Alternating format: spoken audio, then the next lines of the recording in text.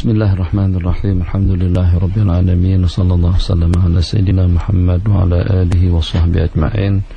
Rabbi yassir wa la tu'assir. Rabbi tamim bi khair. Ahbabana fillah, dhuyufana al-a'izza. Ucapan ribuan terima kasih untuk kesempatan yang kesekian kalinya yang diberikan kepada Al-Faqir. Jadi tajuk pembicaraan yang kita bicarakan pada pagi hari ini berkenaan dengan kenapa kita harus berhijrah. Sebagaimana dengan definisinya, hijrah artinya adalah tahawul, berpindah. Baik kita berpindah daripada tempat kepada tempat, daripada gaya hidup kepada gaya hidup yang lain. Jadi memang suatu perkara yang logik dalam kehidupan seseorang, yang dengan kita, kalau seandainya dengan kita tidak berpindah pun, kita akan dipindahkan. Jadi dalam kehidupan kita misalnya, jadi kita bermula daripada permulaan kita masing-masing pada saat kita dilahirkan. Maka dengan jenjang waktu dan juga dengan jenjang umur yang kita tempuh, daripada masa kanak-kanak kepada masa remaja, kemudian pada masa dewasa, masa tua dan lain sebagainya.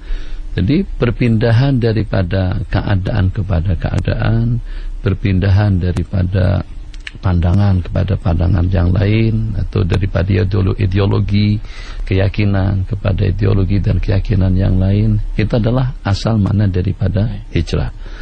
Nah, jadi kalau kita hubungkan pula dalam kehidupan sehari-hari, memang yang kadang-kadang seseorang itu berpindah daripada pakaian kepada model-model pakaian yang lain, daripada rumah kepada rumah yang lain. Mungkin karena sudah bosan tinggal di rumah yang hak lama itu, kita juga nak rumah yang mungkin lebih lawa, lebih selesa, atau lebih sederhana, atau seperti apa. Itu tergantung kepada tujuan masing-masing.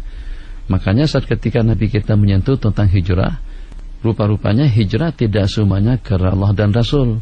Nabi kita bersabda, "Faman kana hijratuhu ilallahi wa rasulihi, fa hijratuhu ilallahi wa rasulih." Seseorang yang hijrahnya karena Allah dan Rasul, maka dia akan mendapatkan balasannya sebagaimana yang dijanjikan oleh Allah Jalla wa Ala, dan juga sebagaimana yang telah dijanjikan oleh Rasul. Tapi sebaliknya, wa man kana hijratu lid dunya yusibuha, seseorang yang hijrahnya karena dunia yang akan dicapainya, aw limra'atin yatazawwajuha, atau untuk menikahi seorang perempuan, maka hijrahnya sesuai dengan apa yang dia niatkan. Dia akan perempuan, dapat perempuan. Dia akan dunia, dapat dunia. Dan dia akan kekayaan, dapat kekayaan. Maka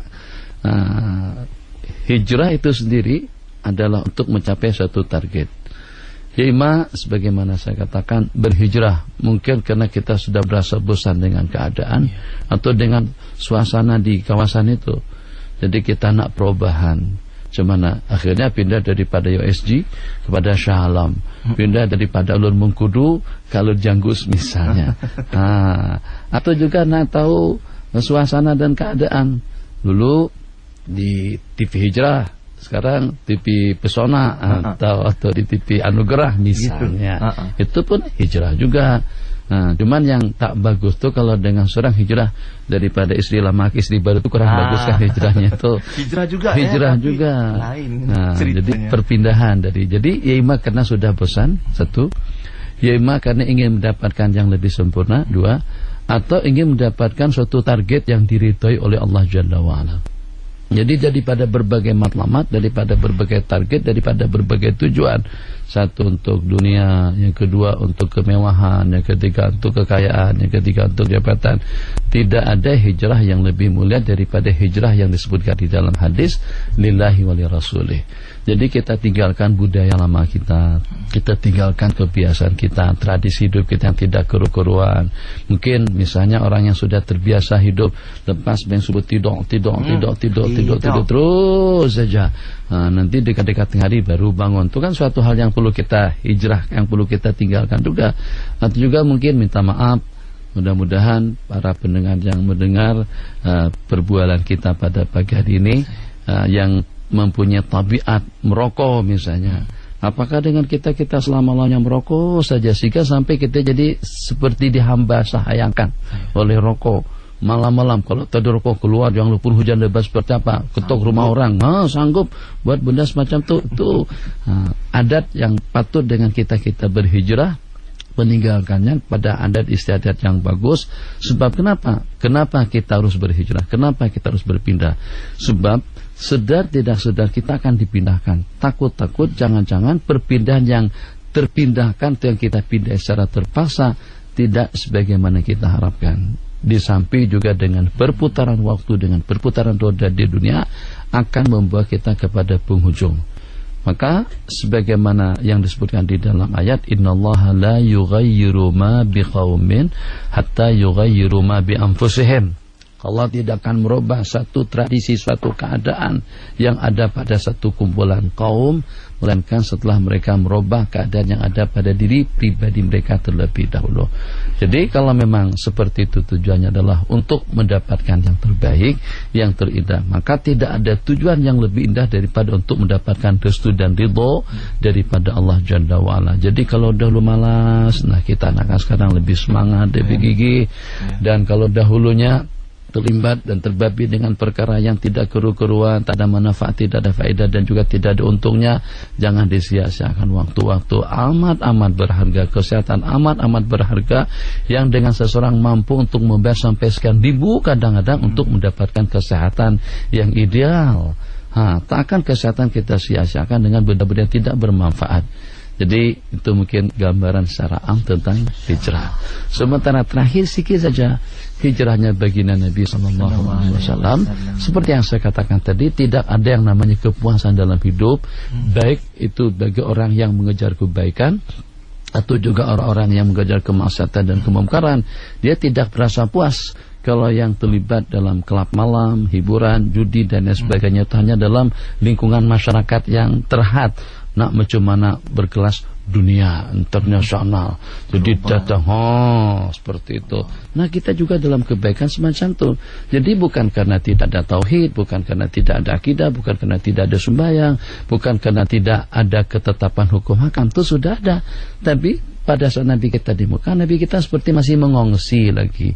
Ini bukan negara baginda. Jadi dalam konteks negara Islam, sebagaimana dikatakan, harus terwujud 3 unsur. Unsur yang pertama pemimpinnya muslim, unsur yang kedua dengan undang-undangnya, unsur yang ketiga itu dengan masyarakatnya, unsur yang keempat itu adalah dengan negaranya. Jadi kalau wujud yang 4 perkara tadi itu, kalau tidak ada negara, tidak ada tempat, bagaimana kita nak buat peraturan yang walaupun hakimnya muslim, rakyatnya Islam, dan undang-undangnya undang-undang Islam, tapi kita tidak ada negara, takkan dengan kita mengungsi. Maka karena itulah Nabi kita tinggalkan tanah suci Mekah, yang walaupun pada hakikatnya Nabi kita berhijrah pada malam hari itu atas desakan dan kesekongkolan daripada mereka yang akan membunuh baginda Rasulullah SAW. Hadza wabillahi taufiq. Terima kasih Tuan Syekh atas mukadimah yang gambaran awal tentang peristiwa hijrah itu sendiri. Tapi selepas saja peristiwa hijrah Nabi ke Madinah Al-Munawwarah, kita lihat ibrahnya ataupun natijah yang sangat banyak, kejayaan ataupun perkembangan dalam Islam itu sendiri. Yang Allah kurniakan sampailah hari ini kita dapat menikmati keindahan Islam itu sendiri, ya Tuan Syekh, ya. Tapi ada satu, kalau secara realiti dalam kehidupan akhir zaman ini, dengan pancarobanya, dengan dugaannya, dan ada kata-kata yang pernah kita dengari, bagaimana kita boleh jalan ke hadapan kalau kita sendiri tidak tahu hala, arah mana yang harus kita pergi itu. Mungkin Tuan Syekh boleh kongsikan apa panduan ataupun apa tanda-tanda yang harus kita ikut untuk supaya kita betul-betul di landasan yang betul, baru boleh hijrah itu Tuan Syekh. Ahbabana fillah, memang seperti itu dikatakan. Jadi bagaimana dengan kita boleh mencapai yang lebih indah, yang lebih bagus dan juga yang lebih sempurna, kalau pada saat dengan kita atau dengan kehidupan kita tidak dilatar belakangi dengan keadaan yang menunjang kita untuk kita mencapai satu target yang mulia seperti itu. Jadi mau tidak mau kita kena buka mata, kena kita buka telinga, kita kena dengar, kita kena baca, kita kena tahu, supaya target yang kita inginkan yang akan ditunjang nanti dengan cara kita membabitkan diri kepada cara yang boleh. Kadang-kadang hijrahnya tujuannya sudah bagus untuk mencapai suatu kejayaan. Jadi katakan saja misalnya ingin menjadi salah seorang bisnismen, salah seorang korporat, salah seorang ahli politik, tapi dengan cara yang tidak betul, bahasa sana, sikut sana, sikut sini, tendang sana, tendang sini, mana boleh macam tu. Jadi untuk mencapai satu kejayaan silahkan saja, berhijrah kepada yang lebih baik silahkan saja, tapi juga harus dengan sarana yang baik, dengan cara yang baik, dengan ketentuan dan juga dengan ketetapan yang telah dipandu oleh hukum hakam Allah Jalla wa'ala. Sebab sebagaimana yang kita katakan tadi, jadi tujuan yang baik itu adalah sebagai satu matlamat dan juga sebagai satu target tiap insan yang hidup di permukaan bumi ini. Tapi tidak betul tujuan yang baik hanya menurut pandangan kita. Yang baik bukan ikut pandangan pribadi, bukan itu pandangan individu. Yang terbaik menurut pandangan Allah Jalla wa'ala, yang menguntungkan kepada duniamu. Jadi mungkin saja seseorang ingin jasmaninya sehat, badan besar dan lain sebagainya. Untuk apa agak-agaknya? Itu untuk apa tuh kita kena tanyakan kembali. Jadi harus satu sesuai dengan ketetapan hukum, dengan sarana, dengan cara yang benar dan juga dengan tujuan yang positif dalam waktu yang sama, bertujuan hanya semata-mata untuk mendapatkan keridhaan daripada Allah Subhanahu wa taala. Maka agar dapat kita kombinasikan antara matlamat dengan sarana, antara matlamat dengan cara, mau tidak mau kita kena kembali kepada pedoman yang senantiasa kita sebut-sebut, Iqra bismi rabbikal ladzi khalaq. Kita kena baca, kita kena belajar. Kalau tidak, mungkin kita mencapai suatu kejayaan tapi tidak ada nilainya di sisi Allah Jalla wa'ala. Sebab Allah memonitor langsung kepada hati, lihat muraqabah. Oh, rupa-rupanya tujuan yang dia capai tadi itu bukan untuk agama, itu bukan untuk kebaikan umat, itu bukan untuk kebaikan masa depannya, itu semata-mata tidak lebih daripada kena nafsu. Lebih-lebih lagi kalau ternyata ternodai dengan bermacam-macam sifat yang tercela. Jadi dengan cara yang tidak betul, dengan perangai yang tidak baik, dan juga ditambahkan lagi dengan sifat-sifat yang tercela. Berjaya, ya memang, tapi kejayaan Anda itu cuma hanya di mata makhluk. Jadi kita akan berjaya bukan hanya di mata orang ramai, tapi juga sebagaimana kita dipandang hebat, juga kita harus hebat di hadapan Allah. Sebagaimana dengan kita dipandang mulia oleh orang ramai, kita juga harus mulia di sisi Allah. Dan itu tidak akan mungkin kecuali kalau kita seimbangkan antara tujuan kita tadi itu dan kita timbang, kita guna neraca hukum. Apakah memang aku pada jalur yang betul, pada jalan yang diridhai oleh Allah Jalla wa'ala, atau fi sabilis syaitan wal iyadu billah. Kalau di jalan Allah Jalla wa'ala, oke, yang sehingga langkahnya, pikirannya, usahanya, perbuatannya, segala aktiviti dan juga segala kegiatannya bukan hanya menghalang kepada yang positif dan juga yang lebih baik, dan dia akan mendapatkan keuntungan pada saat itu, saat ketika dia berjaya, daripada permulaannya lagi, dari detik-detik pertamanya lagi, dia sudah berada di jalan Allah yang semuanya mempunyai nilai ganjaran pahala yang Allah berikan kepadanya, supaya kita boleh untung daripada segala-galanya. Dan sebelum bersama soalan daripada sahabat pendengar, dan di platform yang kita sediakan, kita nak kongsikan ayuh kita bersama-sama Tuan Syekh untuk beberapa jadual kuliah dan juga program Tuan Syekh sepanjang beliau berada di sini. Hari ini 1 November Tuan Syekh akan berada kuliah maghrib di Masjid Al-Khairiyah Taman Seri Gombak. Sabtu 2 November kuliah maghrib di Masjid Al-Ansar Kapar Kelang. 3 November hari Ahad kuliah duha di Pondok Bukit Belimbing Kuala Selangor, dan kuliah maghrib pada hari Ahad nanti di Masjid Tabung Haji Kelana Jaya untuk kuliah maghrib. Manakala 4 November hari Isnin Tuan Syekh akan berada di Masjid Sungai Udang Kelang untuk kuliah maghrib. 5 November kuliah maghrib di Masjid Saujana Utama Sungai Buloh, dan 6 November hari Rabu kuliah maghrib di Surau Bilal bin Rabah di Kapar Kelang. Jadi sesiapa yang berkelapangan, marilah jemput bersama untuk majlis ilmu ini, insya-Allah bersama-sama dengan Fadilatul Syekh Muhammad Nuruddin Marbu Al-Banjari Al-Makki, insya-Allah. Tapi kuliah kita yang pagi ini pun kita teruskan bercerita tentang mengapa hijrah. Baik Tuan Syekh, kita nak bersama-sama soalan daripada para pendengar. Tapi sebelum tu ada satu soalan di Facebook. Ada dua orang yang bertanyakan, antaranya bin Alias dan juga Ida Wati, berkenaan dengan doa akhir tahun dan awal tahun itu, bagaimana kesahihannya, dan juga mungkin Tuan Syekh boleh perjelaskan isu ini. Silakan Tuan Syekh. Bismillahirrahmanirrahim. Alhamdulillah sallallahu alaihi wasallam Muhammad wa ba'd. Jadi dari penggunaan istilah doa awal dan akhir tahun.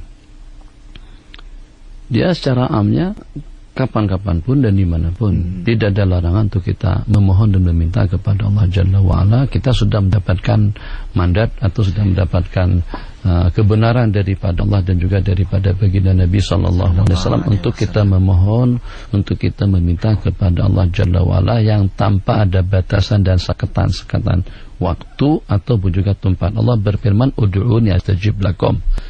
Jadi suatu hal yang sangat-sangat bijak dan elok sekali kalau pada saat dengan kita sebelum kita melangkah kepada tahun baru, yang dengan kita mengevaluasi, yang dengan kita bermuhasabah diri pada detik-detik terakhir.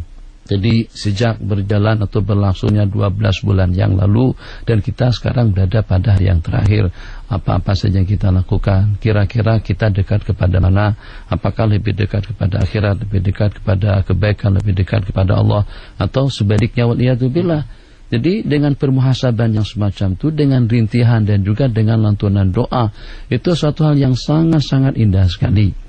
Jadi yang walaupun kalau dipermasalahkan tentang doa akhir tahun itu tidak warid atau tidak sabit daripada Sayyidina Rasulullah SAW, itu tidak ada masalah. Sebab Allah berfirman, ud'uni, doalah kamu kepadaku. Ud'u di sana itu adalah kita. Kita dikhitab untuk kita memohon dan juga untuk kita meminta. Tentunya dengan manusia-manusia yang dikhitab Allah untuk memohon dan meminta itu daripada berbagai jenis, dengan berbagai bahasa, dengan berbagai budaya dan juga daripada berbagai kehidupan atau dengan cara hidup. Tapi yang secara kesimpulannya ada satu kesamaan antara satu dengan yang lain. Doa dengan doa yang warid, dengan doa ma'thur atau doa bil ma'thur, atau doa daripada para aulia, doa daripada para ulama, doa daripada para habib, atau doa daripada dia sendiri. Dia karang doa daripada dengan bahasa dia, bahasa orang asli misalnya. Dengan bahasa orang asli kah, bahasa Banjar kah, bahasa Melayu kah, bahasa Madura kah, bahasa mana saja Allah paham dan juga Allah mengerti apa yang kita inginkan. Yang secara kesimpulan adalah untuk kita berdoa. Nah, jadi mereka-mereka yang membid'ahkan berdoa pada awal dan akhir tahun, daripada sudut mana kebid'ahannya? Kalau dengan doa yang dibaca oleh masyarakat Islam dewasa ini, itulah doa yang telah diamalkan oleh salafun saleh atau ulama-ulama kita terdahulu. Dari sudut mana tidak bercanggah dan juga tidak bertentangan dengan hukum. Dari sudut kandungan pun juga sesuai dengan matlamat dan juga sesuai dengan keinginan yang dikehendaki oleh Allah Jalla wa'ala. Kita inginkan keampunan. Jadi beberapa waktu yang lalu pernah saya sebut, coba bayangkan supaya kita tuh mengerti. Sebab ada orang yang tak mau mengerti, yang tak paham-paham, ekstrim dengan pendapatnya saja. Nabi kita tak pernah berdoa macam tu. Memang Nabi kita tak pernah baca atau tidak pernah berdoa semacam itu, akan tapi Nabi kita memberikan peluang dan mempelawak kepada kita untuk kita berdoa ikut hajat dan keperluannya masing-masing. Kalau pada saat keluar daripada tandas kita disuruh untuk memohon keampunan dosa daripada Allah Jalla wa'ala, sebagaimana kita memohon keampunan dosa pada waktu kita masuk ke masjid, itu bermakna masuk ke masjid kita akan disambut oleh rahmah, maghfirah, sakinah, malaikat. Tapi kalau kita masuk tandas, siapa yang menyambut? Tandas tak ada apa-apanya, berzikir tidak, bacaan tidak, tak boleh. Jadi kita hanya setakat buang benda itu di situ, ngelamun sepanjang 15 menit, barang yang ceret-beret tambah lama lagi. Tapi lepas keluar daripada situ kita berdoa. Coba pernah ditanyakan, tak kenapa kita memohon keampunan kepada Allah? Seakan-akan Allah ingin bagi tahukan kepada kita dalam semua ahwal dan juga dalam semua keadaanmu. Hatta kalau pada saat Anda merasa kecil, merasa kerdil, merasa hina, dina sekalipun, tetap Anda layak untuk memohon dan meminta kepadaku, dan juga tetap aku tidak membeda-bedakan antara doa kamu selepas kamu masuk atau keluar daripada masjid dengan doa kamu selepas Anda keluar daripada tandas. Jadi tidak ada larangan untuk membaca doa akhir tahun. Satu, untuk memuhasabah diri, kalau boleh sampai meneteskan air mata. InsyaAllah mungkin untuk tahun ini pada hari Senin ya. Hari Selasa maksudnya, jadi Senin malam. Selasa, Senin ke Selasa malam. Senin ke Senin malam. Jadi Senin hari terakhir, Senin malam adalah tahun pertama. Jadi seperti itu. Jadi permulaan, penghujung kita dengan muhasabah, merintih-rintih dan menangis di hadapan Allah atas segala ketaksiran yang berlaku. Sebab yang walaupun kita dikatakan lebih dewasa, lebih sempurna, tapi umur kita berkurang. Itu yang masalah. Itu yang masalah. Berarti kita sudah dekat dengan penghujung. Berbanding kalau seandainya Allah boleh stop umur kita sehingga tetap kita kekal pada posisi yang sama. Ini tidak. Kita berjalan semakin ke depan semakin berkurang. Nah, kemudian dengan doa awal tahun pula, Masya Allah tabarakallah, kita ingin perlindungan, kita ingin pemeliharaan. Jadi alangkah indahnya dengan husnul al-khatimah, dengan penghujung yang bagus, dan juga dengan bidayah salihah, dengan permulaan yang baik. Macam mana permulaan yang baik? Berzikir, berdoa dan bermunajat kepada Allah Jalla wa'ala. Kalau seandainya tidak hafal doa-doa yang dibaca oleh ulama-ulama kita dahulu, atau bukunya ketinggalan, kata seperti apa? Doa apa saja Allah paham. Yang baik-baik ya. Yang baik-baik untuk kebahagiaan dan keselamatan dan perlindungan daripada Allah sepanjang tahun, kalau boleh sepanjang hidup, sampai kita kembali dengan aman dan selamat. InsyaAllah. Baik, itu terima kasih Tuan Syekh atas panduannya. Dan kita teruskan dengan soalan-soalan daripada sahabat kita di talian 0362051500 untuk anda ajukan soalan. Kita ada Ibu Yani dari Kepung dengan soalannya. Silakan Ibu Yani.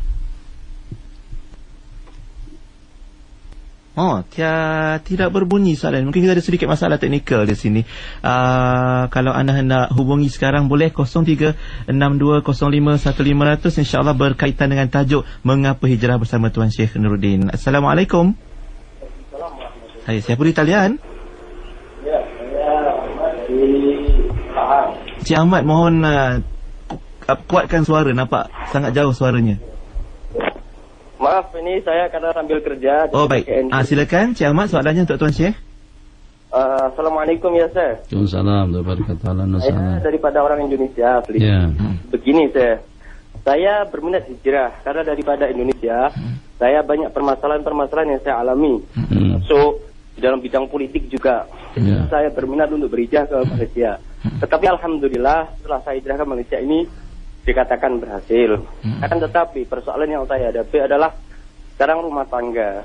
Rumah tangga saya akan mengumplin pada saya sehingga saya tidak tenang lagi di Malaysia ini.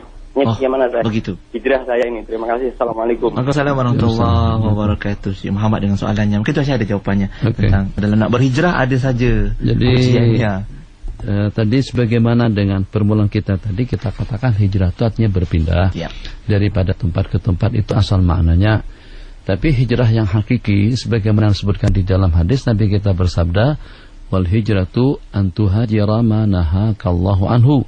Hijrah yang sebenarnya itu adalah hijrah meninggalkan segala sesuatu yang dilarang oleh Allah Jalla wa'ala.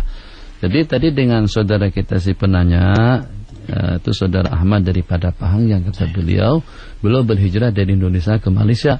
Tapi dalam rangka tinggal di Malaysia ada saja masalah-masalah atau juga dengan problem-problem yang sedang dihadapi, yang sehingga membuat suasana dan keadaan jadi tidak nyaman, atau juga dengan keadaan jadi tidak tenang. Memang apa saja. Jadi kalau dalam rangka untuk mencapai suatu kebaikan, itu kadang-kadang ada saja hambatannya, ada saja problemnya. Jadi dengan kita pandai-pandai memilih. Maka sebelum kita memilih dan juga sebelum kita minta pandangan daripada sesiapapun, saya sarankan, saya usulkan kepada saudara Ahmad istikharah terlebih dahulu. Jadi buat sembahyang 2 rakaat, kemudian selepas itu berdoa dan pasrah betul, pasrah total kepada Allah Jalla wa'ala. Ya Allah, pilihkan yang terbaik untukku. Apakah tetap tinggal di Malaysia dengan problem yang sedang dihadapi di sini, atau kembali ke Indonesia, tinggal di sana. Sebab ada di antara daripada keluarga yang komplain untuk tinggal di luar negara. Jadi misalnya di sana aman, di sini pun juga aman, cuman hanya pertimbangannya ada masalah keluarga. Jadi macam mana kira-kira, apakah lebih eloknya patah balik ke sana atau seperti apa?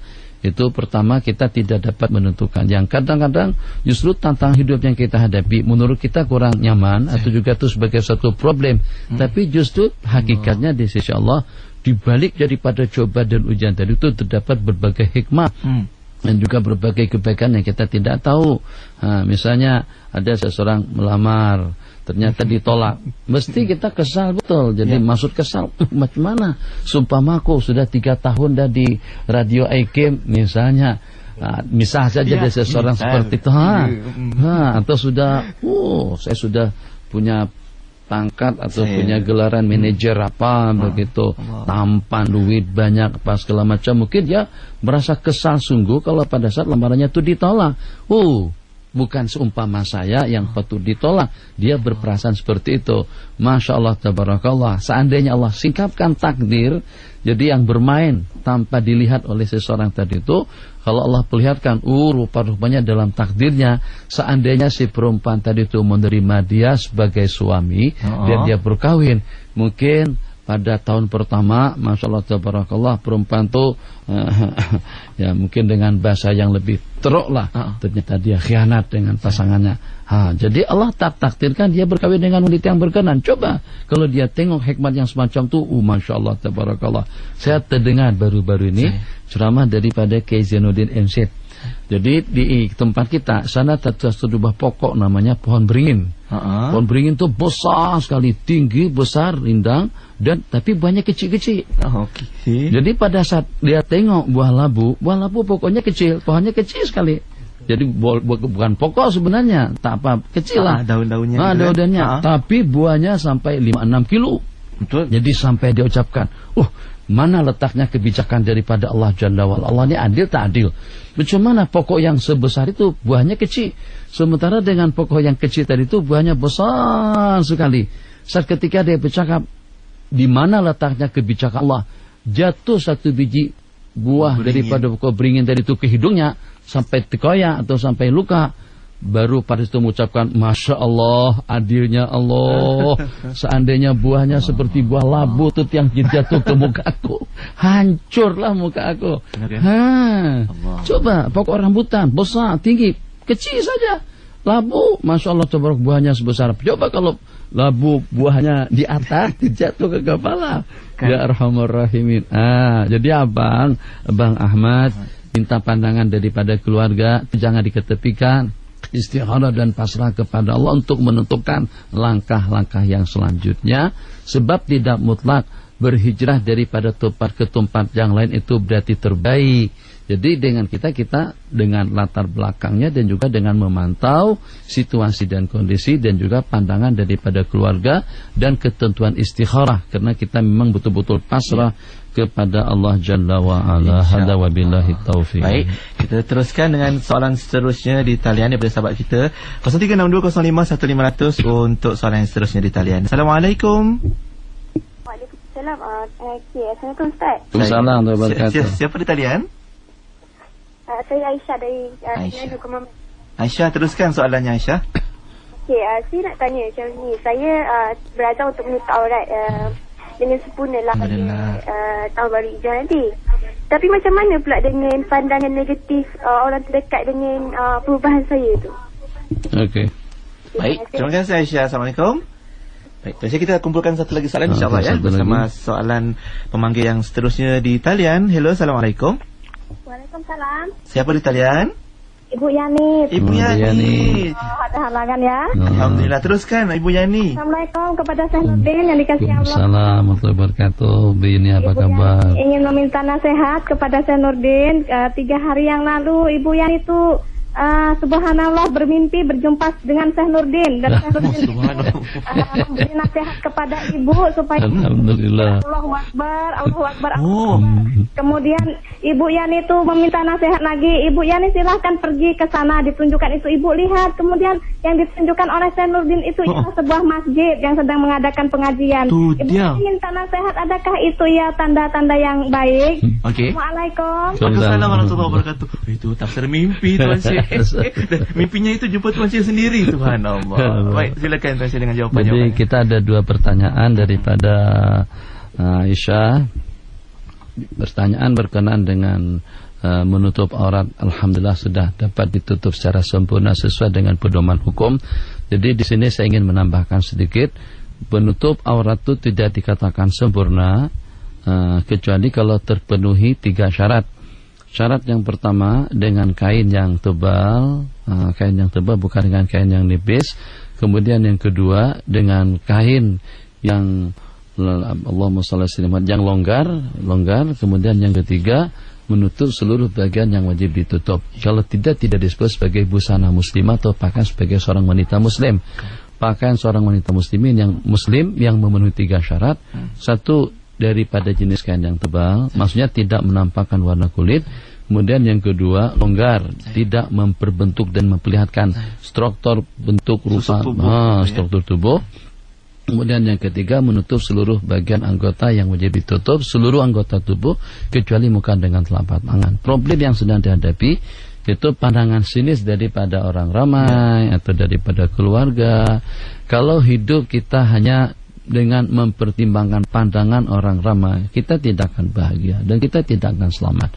Oke, kita mungkin boleh bahagia karena kita ikutkan kehendak daripada mereka, tapi terjamin tak keselamatan kita. Jadi saya ingin menghimbau kepada Aisyah,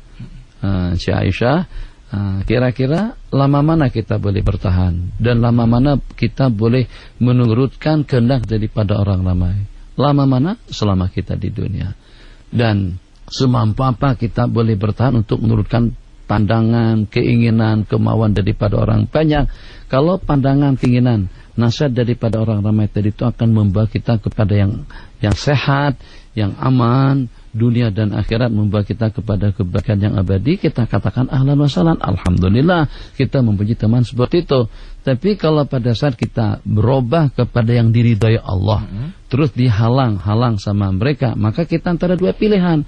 Kita turutkan kehendaknya Allah yang berupa pakaian yang sempurna tadi itu dengan menutup aurat secara sempurna, atau kita turutkan kehendak daripada teman-teman dan juga dengan lingkungan kita yang pada hakikatnya nanti sampai beberapa waktu ke depan kita kembali kepada siapa? Kita bukan kembali kepada keluarga, kita bukan kembali ke kampung, kita akan kembali ke pangkuan Allah yang bermula dengan perjalanan di dalam kubur. Jadi restu ridha daripada makhluk itu suatu hal yang tidak boleh dicapai, nanti yang tidak boleh diangan-angankan. Sebab macam-macam komen, macam-macam pandangan. Ada orang mengatakan kalau memang kita pasti nanti akan sekubur, oke, kita turutkan kehendak dia. Tapi kalau kita kubur berbeda, alam kita pun juga nanti akan berbeda.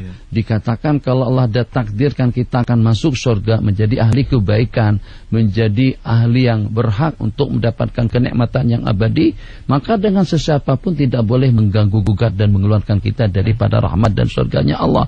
Begitu juga sebaliknya. Jadi kalau sokongan dan dukungan atau juga nasihat daripada seseorang yang akan membawa kita kepada kebaikan, kita sambut dengan baik. Tapi kalau seandainya daripada pandangan sinis, pandangan negatif, jadi dengan kita, kalau kita turutkan kehendak mereka senang, restu, seronok dengan kita. Keseronokan mereka itu tidak ada makna pada saat kita dimurka dan dibenci oleh Allah Jalla wa'ala. Jadi saya simpulkan saja, cari keridhaan Allah Jalla wa'ala. Kalau seandainya semua makhluk ini membenci kita sekalipun, tetap keridhaan Allah itu sebagai pilihan yang utama.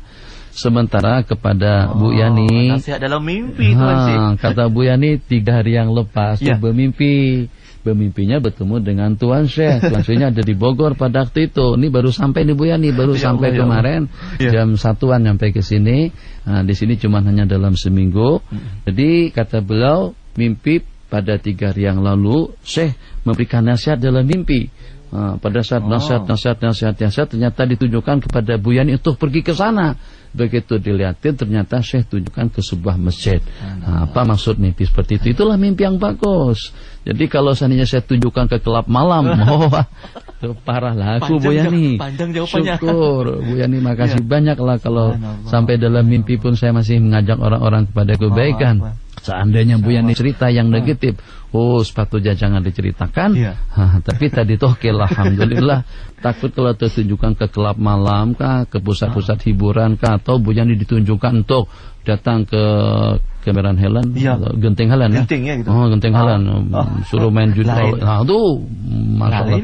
Yang ini ditunjukkan untuk masjid, insyaallah itu diantara daripada mubasyirat yang Nabi kita sebutkan di dalam hadis. Nabi kita bersabda, tidak tersisa daripada perkara kenabian melainkan al-mubasyirat, berita-berita yang menyeronokkan. Apa dia berita yang menyeronokkan ya Rasulullah? Nanti kita bersabda, mimpinya orang soleh. Atau ru'ya shalah, mimpi yang bagus yang dimimpikan oleh seseorang atau dimimpikan oleh orang lain terhadap kita. Jadi insyaAllah mimpi itu elok dan mudah-mudahan akan lebih semangat dan akan lebih rajin lagi. Mungkin ditunjukkan ke masjid itu agar senantiasa datang ke masjid untuk melaksanakan salat berjamaah dan juga menghadiri majelis-majelis ilmu dan zikir. Hadza wabillahi taufiq. Terima kasih Tuan Syekh. Ada satu lagi soalan kita kongsikan. Kita lihat bagaimana agaknya di talian kita. Encik Nasir dari Ipoh ada satu soalan.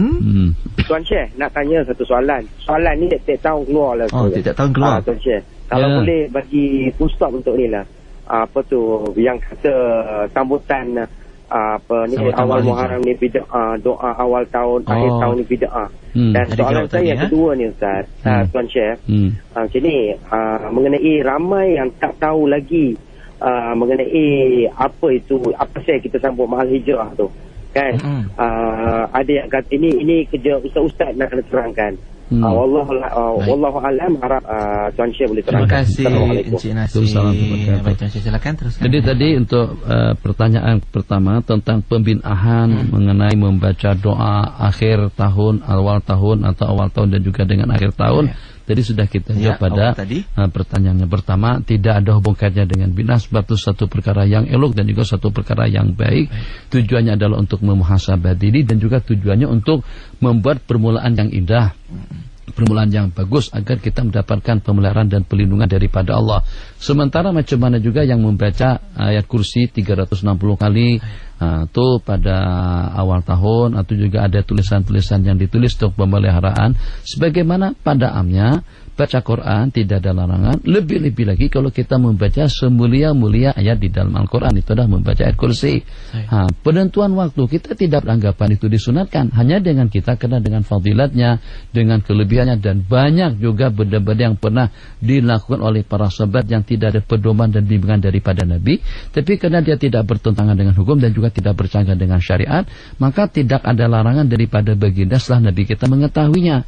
Jadi untuk yang pertama itu insyaAllah sudah terjawab lebih tuntas tadi dengan jawaban yang sebelumnya. Sementara hakikat atau makna daripada ma'al hijrah itu apa sebenarnya? Jadi selalu disebut-sebut tokoh ma'al hijrah atau sempena ma'al hijrah atau seperti apa. Itu dengan kita ingin memotivasi dan memberikan suatu rangsangan kepada naluri, kepada diri kita masing-masing dengan mengingat kembali perjuangan hijrah yang Nabi kita lakukan yang 10 atau 13 tahun kemudian itu dijadikan sebagai tarikh, sebagai permulaan daripada tarikh al-hijri. Jadi tahun pertama Nabi kita hijrah disebut sebagai tahun pertama hijrah. Nabi kita meninggal pada tahun ke-10 Hijriah. Jadi mengingatkan kita dengan perjuangan insan yang merasa masih belum cukup kalau hanya duduk di Mekah dengan melaksanakan ubudiyah dan juga dengan akidah yang benar, tapi ingin melaksanakan hukum hakam itu secara syumul, secara sempurna, dan itu tidak akan mungkin kecuali kalau ada tempat. Jadi sebagaimana tadi kita sebut sedikit tentang negara Islam, tidak hanya dengan 3 syarat. Yang pertama, rakyatnya beragama Islam, pemimpinnya beragama Islam, hukum hakam Islam juga dilaksanakan, tapi juga harus ada pulau, ada tempat. Yang gambaran secara sederhananya seperti pada waktu kita melaksanakan sembahyang 5 waktu, kita kerjakan secara berjamaah, makmumnya sama dengan rakyat, imamnya sama dengan pemimpin, aturan, rukun, syarat dan lain sebagainya sama dengan undang-undang. Sementara mana tempatnya? Tempatnya di dalam masjid. Nah, jadi melihat pengorbanan yang Nabi kita lakukan, kita sekarang kalau kita nak ngaji, kalau kita nak ke masjid, itu tidak ada tantangan, jalan nyaman, penerangannya pun juga terang, aman. Jadi kalau dahulu kadang-kadang banjir, kadang-kadang jauh, kadang-kadang tak ada kendaraan, kadang-kadang kena gelap. Tapi kalau seperti di zaman kita sekarang, tak ada alasan lagi. Jadi tidak ada alasan berhijrah daripada katil atau daripada rumah, bilik tidur yang kecil itu, untuk mendapatkan ridho, restu daripada Allah Jalla wa'ala. Takkan dengan kita masih juga, bahasa orang sana, betah. Takkan juga masih seronok lagi dengan bantal yang sudah bau lusuh tu, bau liok lagi, tidak terliok di situ. Dengan seruan Allah, hayya Allah salah ya Allah, jangan tidak diperkenankan hijrah kita daripada bilik tidur kita untuk menuju rumah Allah sebagai tetamu istimewa kita. Nah, jadi seperti itulah yang Nabi kita lakukan, berhijrah ke Madinah, karena di Madinah sudah tersedia penggemar dan peminat agama. Bahkan sebelum Nabi kita sampai ke sana, Sayyidina Mus'ab bin Umair itu sudah meletakkan batu pertama asas untuk menerima kunjungan dan kehadiran Sayyidina Rasulullah SAW. Jadi kalau kita rungkaikan atau kalau kita amati, di sana terdapat beberapa puluh bahkan ratus hikmat dibalik daripada hijrah Rasulullah ke Madinah. Di antaranya pengorbanan, perjuangan, pelindungan, mukjizat Allah nak perlihatkan. Tuh semampu apapun kalian semuanya, kalian ada 50 orang. Macam mana aku boleh tidakkan kalian semuanya senjata lengkap, tidak boleh berbuat apa-apa. Dengan hasrat atau juga dengan cadangan buruk mereka bersekongkol untuk menyerbu dan menyerang. Tapi macam mana semuanya tertidur? Macam mana tak ada yang jaga, tak ada yang sedat pada saat Nabi kita keluar, Nabi kita olok-olok lagi. Nabi kita ambil segenggam pasir dan Nabi kita taburkan ke kepala mereka yang sedang tertidur nyenyak. Bukan tertidurnya berbaring, berdiri.